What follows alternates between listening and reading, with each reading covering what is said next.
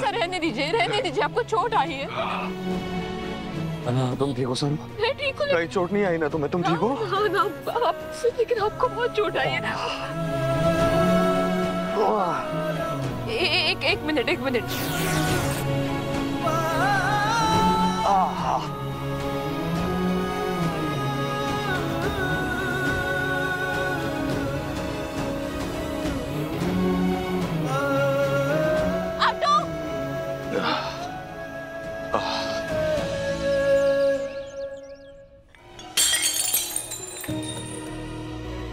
वेद, ये क्या हुआ तुम्हें? ये चोट, वेद ये चोट कैसे लगी?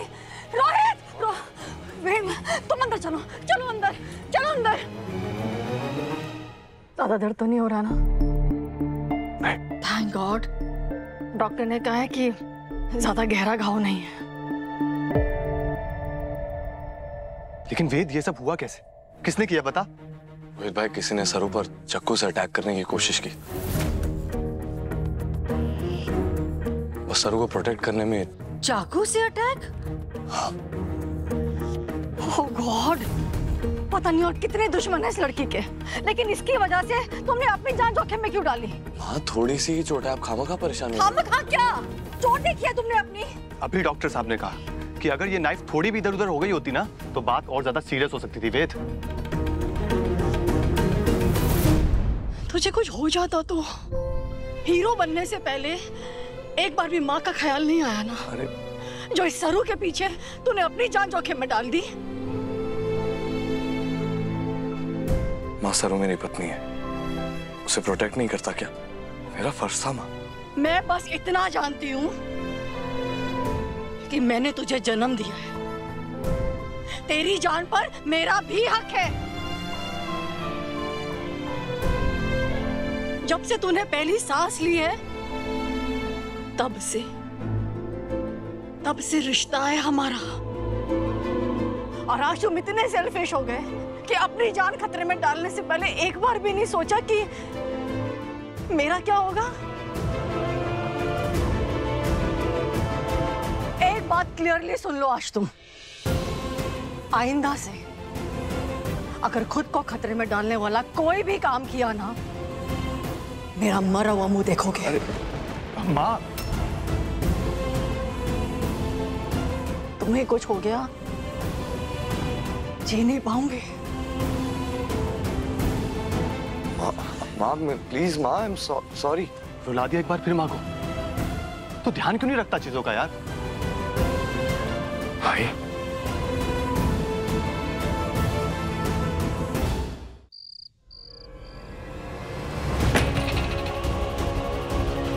Are you out of your mind? यहाँ पर डायरेक्टली कैसे चली आई तुम? अगर वेद ने तुम्हें मेरे साथ यहाँ पर देख लिया तो क्या जवाब दूंगी उसे? अगर उसे शक हो गया कि हम दोनों साथ में, तो मुझे वेद की चिंता हो रही थी। जैसे मुझे पता चला कि उसे चोट लगी है, मैं तुरंत यहाँ चली आई, मुझे रहा नहीं गया। स्टिल अनिका, हाँ जो हुआ उसे टेंशन मुझे भी बहुत है। I was so scared, अगर सरू को बचाते बचाते वेद को कुछ हो जाता तो। लेकिन एक बात समझ में नहीं आई, सरू पे यह हमला करवाया किसने? कहीं ये हमला तुमने तो नहीं? What? Are you serious? मैं कैसे करवा सकती हूँ? मुझे पता था कि वेद सरू के साथ है, और सरू के साथ मेरी कितनी भी दुश्मनी क्यों ना हो, मैं वेद की लाइफ कभी रिस्क नहीं करूंगी। डेफिनेटली कोई चोर होगा, सरू की ज्वेलरी चुराने आया होगा, और इस सब में बेचारा वेद फंस गया। और अनिका,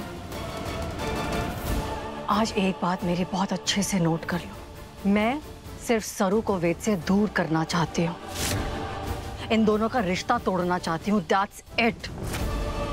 और सिर्फ इसलिए तुम्हारा साथ दे रही हूँ।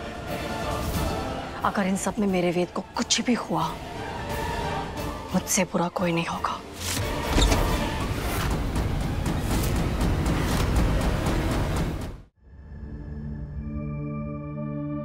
आपकी ग्रीन टी।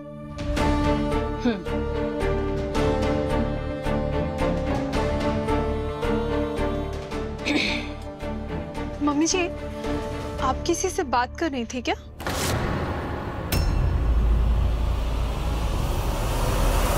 ऑफ फोन पर बात करने के लिए भी मुझे तुमसे परमिशन लेनी पड़ेगी।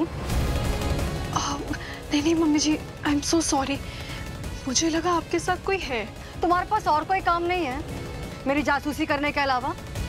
कितनी बार कहा है अपनी लिमिट्स में रहा करो। जाओ जाकर देखो डिनर रेडी हुआ है कि नहीं। जी। दरवाजा बंद कर देना। जी।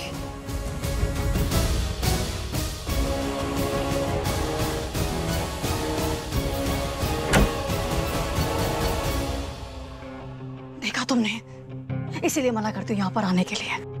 अब मेन डोर से मत जाना, पीछे के रास्ते से जाओ। अनिका,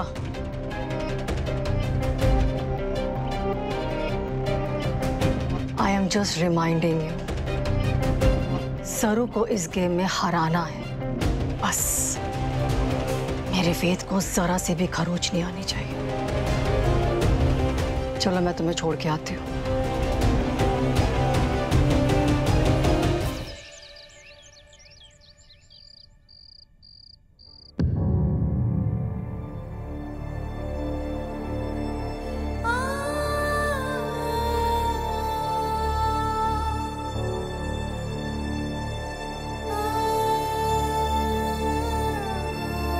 सरू, क्या बात है, आज खाना नहीं खाया? तबीयत ठीक है?